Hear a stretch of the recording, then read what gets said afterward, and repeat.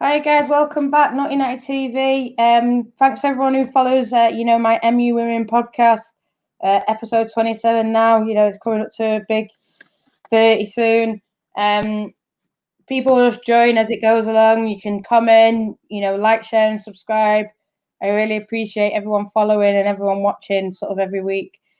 I'm here with Iain today. Iain is part of the Barmy Army. He does the matchday Twitter for us, takes some pictures. There's a lot, but he's our resident referee as well. So, Iain, do you want to tell us sort of how you got into refereeing, what level you're at? Just being a referee, what's it like? I got into. When I was younger. For the team I played for down here in the south, where I used to live in Hampshire, I was a substitute goalkeeper. So I rarely played. So it made sense for someone who was unlikely to be substituted on to run the line. So I started running the line for us when I was probably 12, 13. And from there, I was getting positive comments saying, "Oh, you should do a referee's course and things like that." With where I went with education and I kind of didn't really do that until 4 or 5 years ago. So I started refereeing down here and down then. I didn't progress far. Unfortunately, I got a neck injury and then I got very ill. So my refereeing kind of stopped, and it's stopped now. I want to get back into it, but obviously in the current climate, getting back into officiating is probably not easy, because I highly doubt there's any courses going on and things like that. So that's how I got into it. I only refereed at the lowest levels. I didn't go any above a level 7, which is basically the bottom, which is basically your Sunday Park games. But I enjoyed it. So that's how I got into it. So and it's so easy to get into it. All the local FAs run refereeing courses normally 2 or 3 times a year. So if you want to get into it, it's fairly simple to get into it. The course I did was over probably 4 weeks with a weekend for the exams. So, I mean, you said it's fairly easy to get into. What would you say then to sort of anyone who's thinking about it, or like you say, young lass running the line? Yeah, just do it. If it's something you think you're going to enjoy, I was going to say, just do it. We're not all blessed to be expert footballers, but if you have a passion for the game, it's something to do. It's something, you give back to the game that you love. Yeah, there's the ups and the downs with it. There is, unfortunately, parents. You think how much abuse referees get at a game at Old Trafford in front of 74,000 people. Those referees that have developed, obviously on the park, the abuses actually can be worse because it is actually in your face. Whereas at Old Trafford, the referee knows that people could be shouting on the stands. You're not going to hear them. Whereas on the park on a Saturday or a Sunday, if you've got a parent who's really, really not enjoying how you're refereeing a game, you hear it and it affects you. But I say, don't worry about that. As with me, it's just I just zone it out. So as long as you've got a fairly thick skin, it's enjoyable, and it gives it's exercise. It gives you time to give back to the game that you love. So I really enjoyed it. That's good. I mean, you sort of touched on it there. A referee in front of Old Trafford, 75,000 people, and how it's different from, say, a Sunday league game. And this is sort of what I want to go into. There was a report that came out in the Telegraph, I think, and it said now that games are behind closed doors, so there's not 77,000 people at Old Trafford, you're finding more referees aren't giving the cards as easily, on more neutral, not that they were getting decisions wrong, but they were more likely to give an away team a yellow card for a foul. Now it's less likely, and now it's more, 50-50. And that, when we read that experiment that they'd done, or the stats that they'd shown. Yeah. You'd be surprised. Referees, no referee goes into a game to be biased. Okay, tell a lie. Some referees might have a bias on them, especially at lower level. I remember running the line of a game, the ball goes out of play by about 2 foot. Put the flag up to say it's gone out of play. Referee shouts "play on." It's because he actually was very local to the team that were playing and used to play for them. So there's a bit of a bias there. But in the modern Premiership, in the modern game, at the high levels, you have to close who you support, so you don't referee a game that involves that team or could affect that team. Mark Clattenburg was known as a Newcastle United fan. He wouldn't referee a Newcastle United game. And one season they were close to relegation, and Mark Clattenburg was kept away from any game that could affect the relegation fight. So if I was ever to referee the top end of the game, which I'm not, I would have to disclose I would support Man United. I wouldn't be anywhere near a fixture that they were in or a game that would affect them. But as I said, no referee goes into a game to be biased. There is what's the word? You can be biased and not knowing you're being biased. Fans do have an effect on a referee, but it can be positive and it can be negative. Sometimes when you get on the back of a referee, the referee thinks, "Oh, am I actually?" And you start getting the odd foul you might not normally get. But then again, there's also the possibility that you're on the back of the referee so much, you start getting the decisions going against you. And that does happen. I've seen it at games, when we've been to away games, I've seen referees suddenly not give us anything. We've been on the back of them and suddenly we do not get anything. Unless it's blatantly obvious as a foul, we don't get anything. And that's because we've got on, and that's probably because we've got on the back of the referee and, they've noticed it and then they're saying, I'm not, they just started being, as I said, they're not being biased. It's just something that's mentally going on in their head. Yeah. So would you say then, when that experiment survey statistics came up about the behind closed doors, would you say you expected something like this to happen? Yeah. No, it doesn't surprise me. Not in the slightest. It doesn't surprise me in the slightest. I don't know, you're a referee, so you're likely to, like you say, it didn't surprise you. But for myself, as just a normal fan, didn't know anything about referees, it did really surprise me. Because, like you say, you don't expect a referee to go in and be biased. And I'm not saying it's biased, but the fact that they gave more yellow cards to home, away fans when the home fans, etc., etc. I didn't expect that, for example. Maybe I should have. Maybe it's naive not to expect that, but I just didn't expect it. And that what then leads me to, you slightly touched on it, the Barmy Army. And you said you've seen games. Do you want to say what game? I'm guessing you mean with the women's team when we've gone away. Yeah, I could say the games that kind of spring to mind where referees, in my mind, have probably become unconsciously biased. Have probably been Durham away. We got nothing that day. I know we were crap. The girls didn't play well that day. But we didn't get anything from the referee that day either. Then I think in the FA Cup game at Reading, in our first season, we kind of got on the back of the referee there. Just didn't start getting anything there.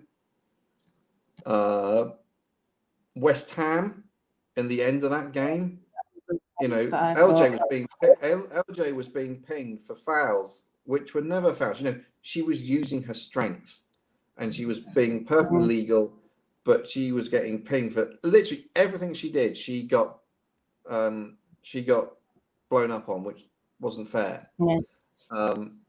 So there have, you know, those are the games that kind of ring true. Parts of the Arsenal game in the Conti Cup as well. You know, but once we got back into it, you know, we started actually getting decisions, which was odd. But yeah, those are the games that kind of ring out. But and then again, you think you think about home games where we weren't getting much. You know, we didn't seem to get a lot against Arsenal. We didn't seem to get a lot against Chelsea in the Conti Cup. I wasn't at that game, but from watching it on TV, we didn't get a lot of decisions that night. So, you know, as I said, it works both ways. You get on top of an official, they'll either give you everything or they'll give you nothing. So it's one thing you've got to be really careful, especially when you can be heard. You know, in the big stadiums, 70 grand, the crowd's not really a factor because it's you know, it's just noise. Because that's all it is. It's just noise. Whereas in our game, where you can hear everything that's said, it has more impact. Well, that's what surprises me about that Premier League thing, because, like you say, so many people, 77,000 people, like you say, it almost blur into one at some stages, but it still has that impact. Yeah, you'll get everybody booing you and shouting at you, but you know that means you've pissed off everybody. But so that doesn't really, you know, a referee. If it keeps happening, it will eventually get to a referee, but it doesn't get to the referee anywhere near as quick as it does at lower level where you can hear exactly what's being shouted at you. And it's something that I was told during my course. You know, you're going to hear a lot from the sidelines. It's just a case of you trying to block it out and just concentrate on what you're seeing in front of you. You know, as I said, nobody goes into a referee to be unconsciously biased, but it does happen. Yeah. I just want to say hi to John, and I hope he's still watching. I know he commented a while ago. But you just sort of named a few games there and sort of said, you know, a lot of the games that you named, apart from, say, Durham or Reading, were this season. And I'm thinking potentially Championship. Barmiami came in. It started off small. It grew and grew. By like the end, we were, you know, 2 buses deep. So it didn't really matter, you know. But you know, at the start, it was just little noise, not the noise that it is now, but it was just, you know, and it wasn't as against the ref. I mean, we always hate the ref, but if it was just 5 of us, probably didn't hear it as much. Whereas now it's like 50 of us regularly, and the referee gets the name read out and it gets booed from the start. Yeah. And I don't know if it's maybe the case of our referees better in the Championship season, or are they better in the Championship? Because even when I watch them versus Sheffield, when I go there, I still think that the refs are better in the Championship. Hi, Desmond. Than they are now in the WSL. So, I mean, do you think that? Did you think that? Do you know what? I didn't really have many qualms with the officiating in the Championship season. Apart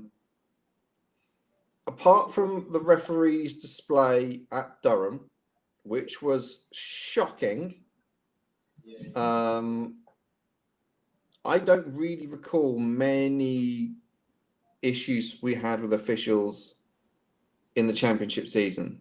Okay, we did have some WSL referees come and do our games to the end of the season, and obviously during the Conti Cup games where we played WSL sides, we had WSL officials taking control of those.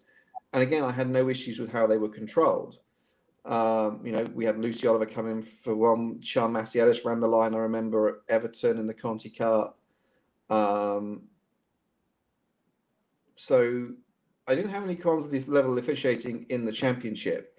I know that some teams do have issues with the officiating in the championship. It's a semi-professional league. It needs officials of a standard, and if they keep signing the officials they do, then I think there might be a few more questions, because there are some officials in the championship that I personally don't think that should be refereeing in the championship. But the standards of officiating in the championship last season, of what I saw, I had no real qualms with it. This season, the WSL, for the majority of it, they've been all right. There have been some standouts that I've been thinking, what the hell's going on here? But I personally think in the WSL, it's a professional league. The officials should be professional. They shouldn't be part-time.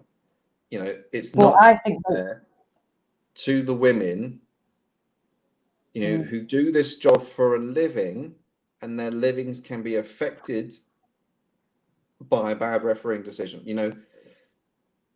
A club that goes down from the WSL to the championship doesn't necessarily have to stay full-time professional.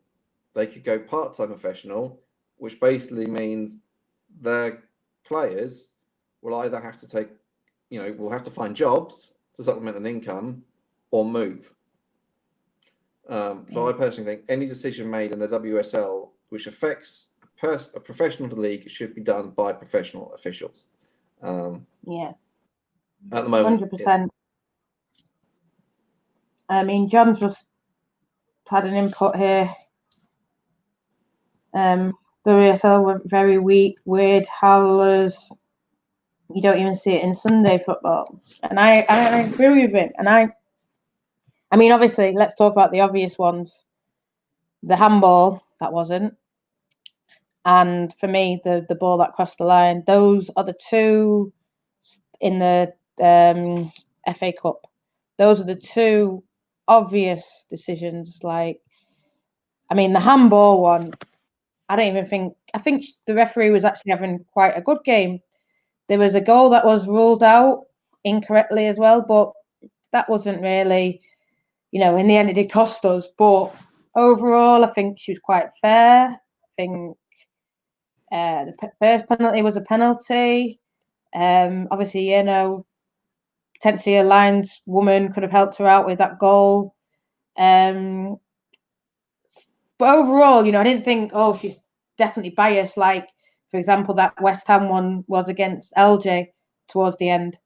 I think she was giving both, decisions for both teams. And then obviously that handball happened and boom, everything was questioned then. And I think straight away it was, Casey got sent off, told to calm down or get off, kind of thing. Yeah, got a yellow card or whatever it was. But you can't blame her with a decision like that. Whether all the team ended up getting fines for their reaction after, you don't know. But when you're seeing decisions like that, like you say, in a professional league, and we didn't see anything like that, anything even similar. I mean, the Durham, the handball was a handball anyway. You just got the player wrong, mistaken identity. It happens.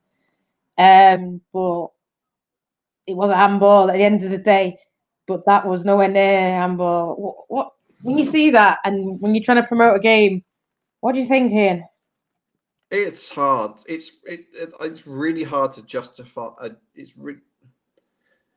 The FA, if they were to put out a press release, would not be able to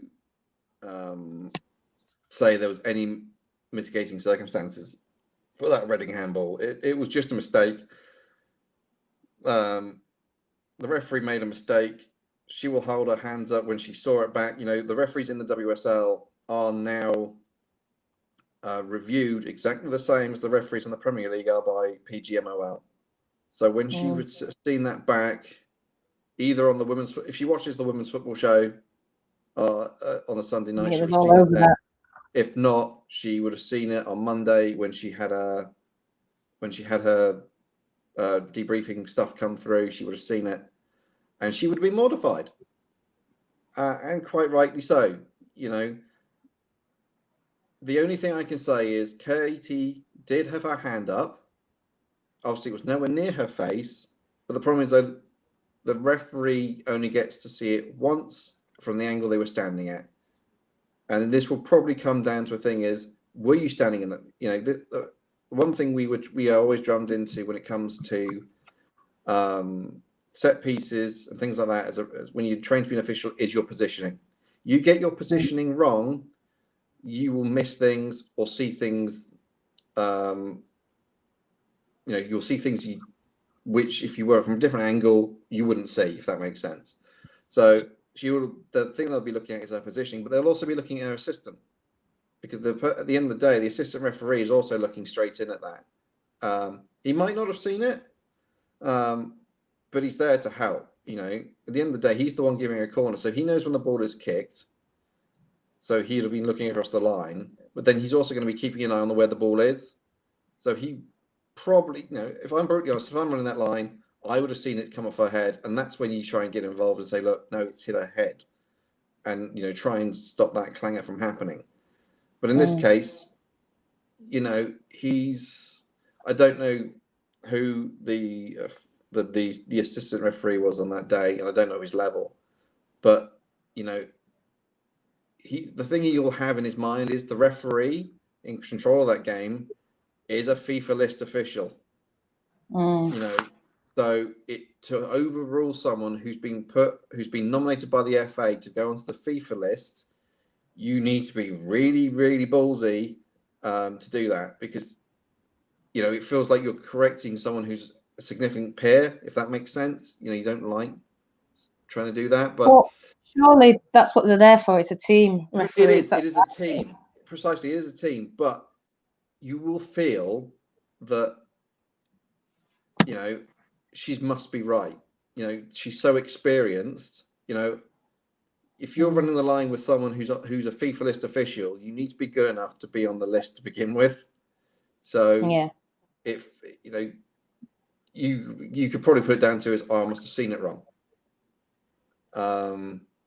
But in that case, that's when you need to work as a team and say, look, I think it's come off her head. And then if she makes a decision, you know, you could tell her, I think it's come off her head. You could just tell her that. And then she can make a decision based on that. You know, she could keep the original decision because she's adamant. But it's I don't know if hard. they have this in the women's game. I know they don't have VAR, I know they don't have video technology, but for me, the thing that I don't know if they have headpieces. I don't know if you know if they have that. They do. But they do. Okay. They do. Yes, they are mic'd up. The assistant can talk, doesn't have to run off his line, kind of like a Sunday league. He can talk to her via his line, basically. Yeah, the majority, I can say, I don't think I remember a game last season that an official wasn't mic'd up in. I know in the Championship, there were games we weren't mic'd up in. That's because the referee doesn't have the equipment. You know, it's not cheap equipment, but in the WSL everyone I'm 99% sure that all the games are refereed with the assistant, with everybody mic'd up, because again, that is part of the evaluation process. Yeah, so potentially they could check back. Did the assistant ask tell her, and was she insistent on that? Let's just say everything on that would have been recorded as part of the thing. You know, he could have said, I think it's come off her head. She could say, no, it's a penalty, end of story. And then it's then a case of, you know, she got the information, she decided to stick with her original decision because that's what she saw. But then again, as I say, referees do not make a decision unless they are, when told, do not make a decision unless you're absolutely sure that what you're giving, what you've seen. So she must have been adamant it's come off her hand. Adamant. The second one, that for me, I think we were on the ref's back. I think it was a game that was tense. I think it was an aggro game. I think we were on everyone's back, the fans. The derby, and Abby McManus scored, and it was wrongly ruled out, and then everyone lost their head then. But I mean, do you think that potentially United fans, the Barmy Army, vocal fans, if we potentially weren't there, do you think that would have been a goal? No, I don't think so. You know, you have to take the referee in these types of situations out. I thought the referee who was in control of that game didn't actually have too bad a game for the majority of it. Yeah, there were times, especially late on, where I was thinking, what? And that might have been because we were starting to get on the back of the officials following that incident. And I mean, we were really on the back of the officials after that incident. That's probably the worst we've been on an official ever. But the goal line decision is down to the assistant. The poor girl, she was fairly young as well. She wasn't, I don't think she was that old. I think she was mid-20s. So she's fairly inexperienced. I think she's a level 4 official, which is basically they do supply leagues. So anything that's below, you've got obviously the Premier League, the EFL, the National League, which is obviously the old conference, the National League North and South. Then below that, you've got like the Isthmian League and the Southern League, which feeds the National League. And then you've got the leagues below it. That's where she would referee if she was a referee. If she was to run the middle, that's where she would referee. But then you can be an assistant in a level above. So in this case, she can be an assistant at level 3, which is sufficient to run the line in the FA Cup or the WSL. Once they actually get promoted to level 3, you actually because that's when you come under the control of the FA fully. And that's when you make a decision, where do I continue my progression as a referee or as an assistant referee? Okay. So a level 3 official can actually run the line in the Premier League if they're good enough. But that's where they make the decision where they start. Someone like Shah Macielas, she made a decision to run the line, which is why you never see her refereeing a game in the middle. Her husband referees games in the middle in the WSL and in the National League, but she's made the decision to progress as an assistant. So that line, the assistant referee on that game, she's fairly young. But Ian, she was on our side. She was on our side, and I'm not saying we were giving abuse to her, because she didn't really get a lot of abuse. But the whole game was tense from the off. It was. It's a derby. Obviously, it got more tense once they didn't give that. But the atmosphere was up from the start, and obviously she was on our side. So that's just why I do. The referee, and I was going to say, the assistant on our side is normally the senior assistant. The senior assistant always patrols the line closest to the dugouts. So she's the senior assistant. Obviously, we had a 4th official who, in the event of an injury, would have taken over. They're a referee, so they would have taken over. But she's the senior official. So if anything then happened again, then she'd be the one that would take over. But she was getting a lot of abuse from Casey throughout that game. It wasn't just that one decision that got on Casey's back during the game. That assistant unfortunately did get quite a lot from Casey during the game, and from us as well. More so after that incident. There was the odd time in the first half and before that goal went in that we did give her a bit of a jip, because there were some really tight offsides, which I personally thought were on, and things like that. But that decision, United always have tactical cameras set up at both ends of the field and and at the centre line. We see them when we walk into the LSV. We can see them set up. That's how they obviously keep track of the game and obviously learn from mistakes.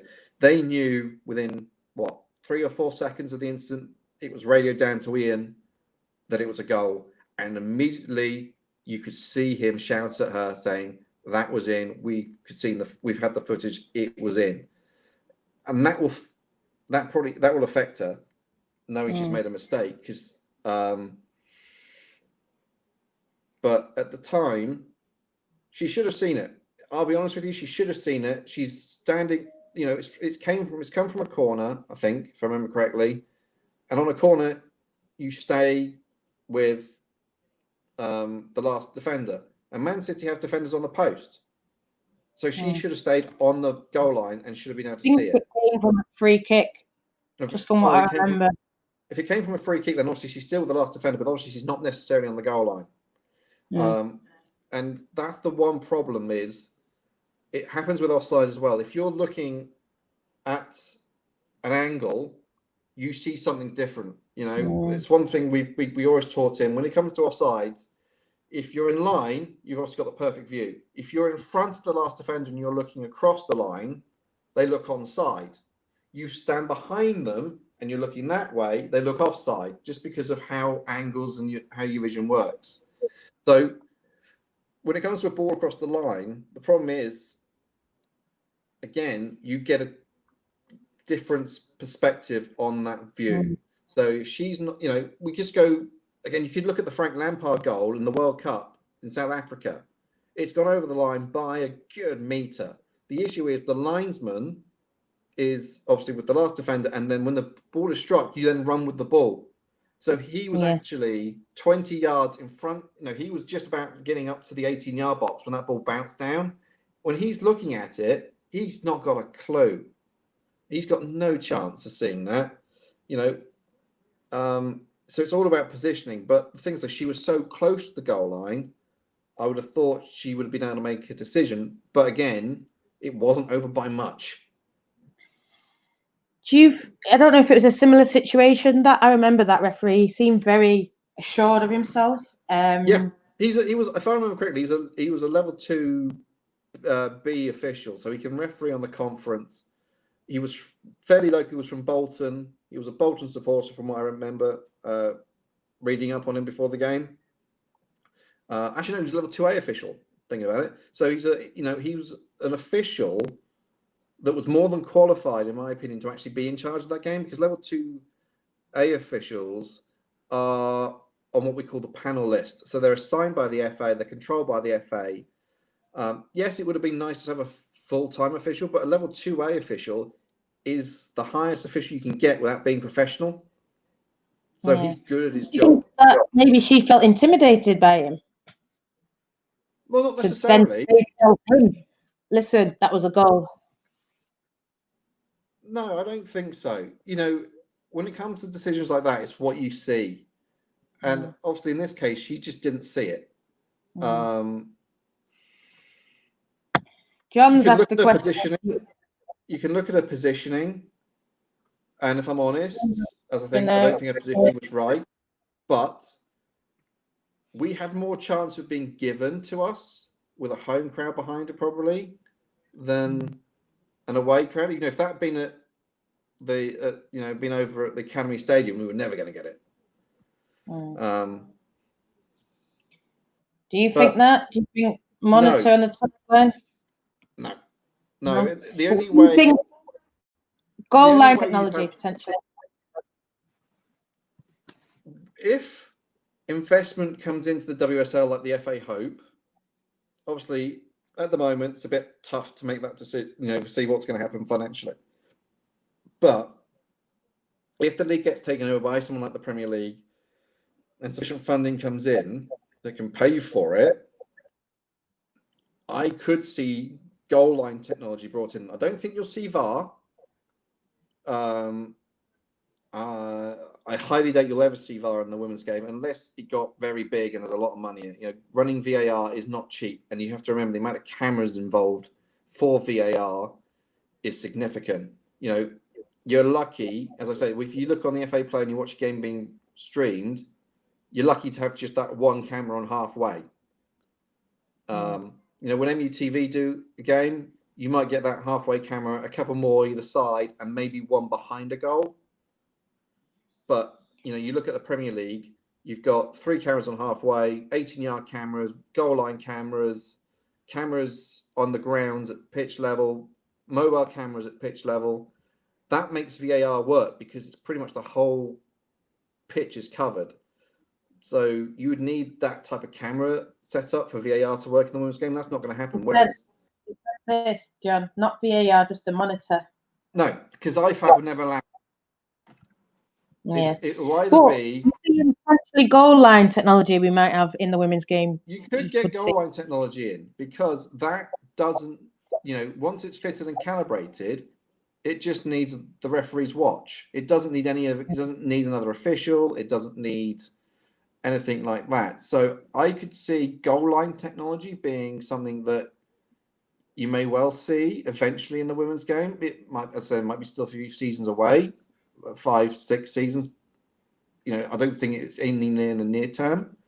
But goal line technology wouldn't surprise me, because goal line technology is still a matter of fact, whereas VAR is obviously still subject to individual opinions on an instance. So goal line technology wouldn't surprise me.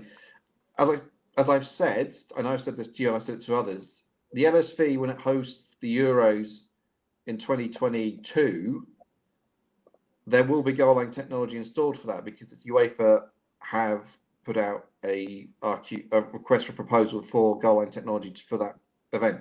So I would expect goal line technology to be implemented for the Euros, for the Women's Euros, which means the LSV will get it, the Academy Stadium will get it, a few other stadiums will also get it. It's then just a case of... Sorry? Let's push it throughout the league then. The only one question now I'm going to ask you, Iain. Well, 2 questions.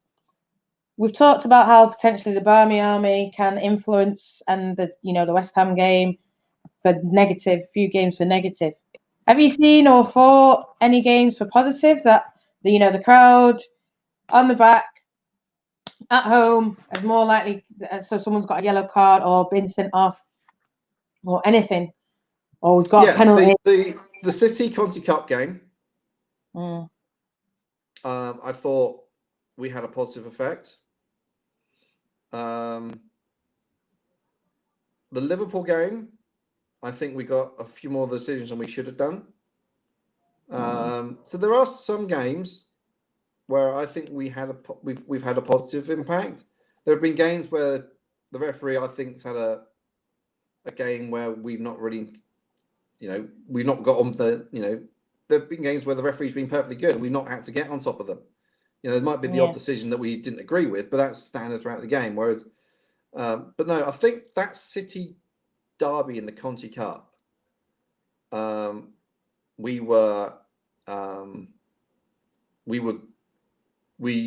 kind of got some decisions, Yeah. The red card was a red card, but it probably helped that you've got 2,000 fans shouting off. That was a red card all day long. But the same referee then did the Chelsea Conti Cup game, and we got nothing. That night we got nothing. Well, because it lost the reaction to that red card. People in the commentary were even saying, "Oh, it's because this. It's because the fans were on the back. It's because." Funny enough, I think they mentioned it in the BBC. They mentioned it in the commentary on the BBC, didn't they? Or the MUTV commentary. You think, I don't think that was a red card. I think it was Sue Smith, wasn't it, who was doing co-commentary on that game? I think. Whatever it wasn't a red card, even though she went through her ankle. Yeah, she thinks, I don't think that's a red card. She says, she sent her off. So yeah. The problem is, though, obviously the replay of that, the replays they try to show of that red card were completely inconclusive. You couldn't tell. You couldn't see the contact. It wasn't until you got that picture sent to you by the guy that does Man United pictures for the club that we saw the actual contact. And when we saw that, it was red all day long. Well, but she even said after it, she lost her head that day. And she started to feel like a fan. And she went in to try and win the ball back. She was going to win it back, but she still went in like a fan and lost the red. So she has openly admitted she went out there, maybe not trying to injure, but she went out there to take her out. I was going to say, we could say the same. Tooney did the same once last season, didn't she? But that's also one that no one's seen it back, really, because obviously the camera started going and it went back, and then I think Tooney, what I heard from that side, it was, she kicked She's out lashed her. out. Yeah, I don't think anybody saw it real time. I don't think anybody in the stadium saw it real time. So yeah, the only person that saw it was the linesman, and the linesman's the one that gave that. So that's when refereeing teams worked. Yeah, Because the that's referee when it wasn't worked. looking at it. But Ian, right, we sort of mentioned goal line. We've mentioned how the fans can influence for the good and bad. Do you see? I think though everyone agrees that referee standards need to improve. Yes. I know they came out and said something like 98% correct decisions, which I was thought going to say, I looked up that tweet earlier because I remember doing a semi-rant on it, and I was thinking something. Where was it? Hang on, let me find it again.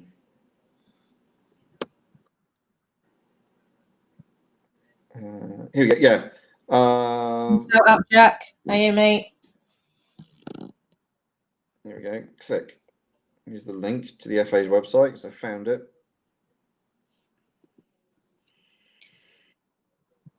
Here we go. 98.3% of the decisions made by match officials in the WSL was correct. I don't agree with that. The thing is, though, again, that is subjective. If it's one of those calls, if it's 50-50, they'll always agree with the referee's decision. So those subjective calls, they will always be classified as being correct, even though to somebody else it might not be. So we all know of at least the only decision you could categorically say was incorrect that affected us last season was Katie Zellam's handball. Because I don't think the FA would have looked back at the goal, if I'm honest, because that's something they don't tend to look at. Okay. But the positive that I saw is that there are more female referees coming into the game. More games last season were refereed by women than was the previous seasons. I had actually looked back at some of the appointments. There's a couple of men that keep popping up. They did like 5-6 games during the season. Sean's husband did a few. And the other two that came up were Ryan Atkin and Elliot Swallow. And they're both level 2A officials. Again, they are the best of the best of the semi-professional referees out there. So, it's fair play to them. But you then look at the levels of the women who are doing the games. Lucy Oliver, that everybody thinks is a really good official. And, she has a moment with, she's only level 3. So she's Southern League, Isthmian League type quality. That includes Kirsty Dow, who's the referee from Reading. Yet she's on the FIFA list. What about the referee? Who was the referee against LJ and West Ham? Lucy Oliver? No, that was Amy Fern. Okay. So she was the one we also had for the City Derby and the Conti, and she's also the Reading referee. The referee Chelsea. For the Chelsea game. I think she also did the Arsenal game. West Ham, I think she was all right for the other 2 games. Yeah, we've had her a few times. I was going to say we had her. The first time we saw her was Arsenal in the Conti Cup away at Boreham Wood. Yeah. Then she was in charge of, as I said, she did the Conti Cup game with City with us. She did the West Ham game with us. Then she did the Chelsea game in the Conti Cup. And I'll be honest with you, I think she's been bad in more games than she's been good. Personal opinion. But she was on the FIFA list till this year when she dropped off. She's a former official in the EFL. She used to run the line in the English in the EFL. She actually took charge for. All right, referee. To be honest, Ian, I know John sort of said here maybe the 1.7 were ours. Listen, it feels like it, John. Ian, well, I mean, hopefully we're going to see an improvement in referees this year coming up. I think we want. Yeah, you'll see a gradual. It's going to be gradual, but you will see an improvement in officiating. The FA know there's an issue. they've admitted there's an Yeah. issue. They admitted it last year. It's something they're working on, but the thing is, it's not a quick fix. But the one thing I would like to see is when we have games on an international break and there are referees available that are of a higher standard that they can be used. You know, Definitely. bringing in someone like a Jake Packman in, like they did for the Chelsea game at Kings Meadow in November last season, was just a joke. He didn't have any right to be anywhere near that game. He got wrong as well, that penalty. I think he got that one wrong. Well, that's I the think game. definitely You told me Premier League when the Premier League's not on would be fantastic, especially for those big games, United City, derbies, Liverpool, Everton, especially when they're at big stadiums like Anfield, like the City Stadium. I know we were at Kings Meadow, but, you know, they used the Spurs Stadium. I'm sure Arsenal Stadium was going to be used. Bristol use the men's stadium regularly. So when those women's football weekend comes around, using Premier League referees would be a step in the right direction. Iain, how can people find you? How can people, you know, they want to see what you're saying? Where should they look? I'm on Instagram and I'm on Twitter. Both handles are at Skittles1985. Guys, I don't know what I'm going to do next week, but, you know, I'm always here. I'm looking at doing some new content soon. So, you know, like, share, subscribe, share it out to all your friends. Keep supporting this channel. Keep supporting the Barmy Army. Keep supporting me on Twitter and Instagram. I want to say thanks to Iain. And thanks for everyone to watch. Or if you watch, you know, later, thanks. I really appreciate it. See you again soon.